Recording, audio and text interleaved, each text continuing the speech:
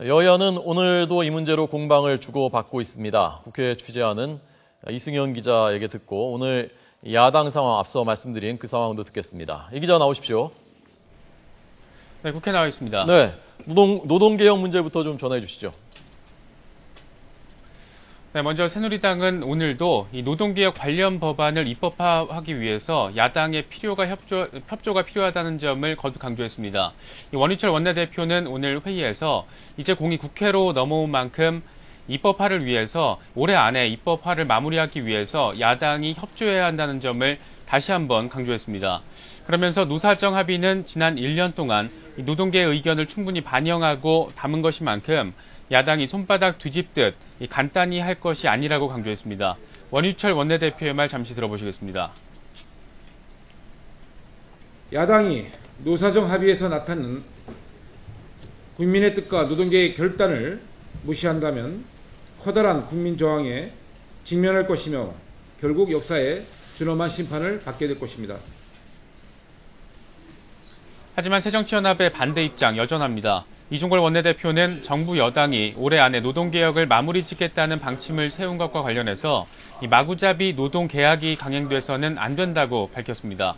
특히 김만재 한국노총 금속노련 위원장이 분신을 시도하고 민주노총도 크게 반발하고 있는 것은 정부의 토끼몰이식 노동악법 추진의 결과라고 말했습니다. 그러면서 오늘은 1989년에 10인 이상 기업체가 최저임금을 도입한 역사적인 날이지만 이 박근혜 정부의 노동 시계는 여전히 그 이전에 멈춰 있다고 비판했습니다. 이종걸 원내대표의 말입니다.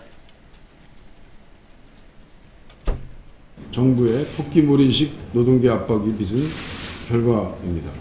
정부의 마구잡이 노동 개편의 강행은 생계형 자영업 창업만 양산할 것입니다. 네. 자, 잘 취재해 주시고요. 야당 이제 내일 중앙위원회 열리는데 오늘 안철수 전 대표가 기자간담회 열었다면서요?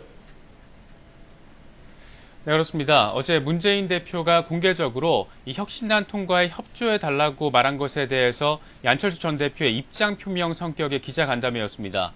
안철수 전 대표는 이 자리에서 내일 중앙위원회를 연기하거나 개최하더라도 혁신안을 처리하지 말아야 한다고 밝혔습니다. 또 혁신안 통과와 대표직 신임 연계도 취소하고 이 재신임 여론조사도 하지 말아야 한다는 기존의 입장을 다시 강조하면서도 오늘 중이라도 문 대표를 만날 용의가 있다고 말했습니다. 이 혁신안을 처리할 중앙위원회를 하루 앞두고 이 당내 분위기는 상당히 어수선한 모습입니다. 이 당내 비주류 모임인 민주당의 집권을 위한 모임은 어제에 이어서 오늘도 오찬회동을 통해서 이 중앙위 연계 또 중앙위 강행 시 무기명 투표를 거듭 주장하는 등의 대응책을 모색했습니다.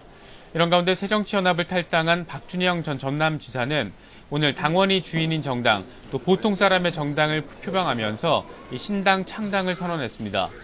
박 전 지사는 이 가칭 신민당 창당 기자회견을 오늘 오전에 열고 이 정치 문화를 바꿔서 국민이 행복하고 국가가 번영하며 민족이 융성하도록 만들겠다고 밝혔습니다. 신민당 창당에 이어서 무소속 천정배 의원 역시 신당 창당에 속도를 내고 있는 것으로 전해지고 있습니다. 지금까지 국회에서 YTN 이승현입니다.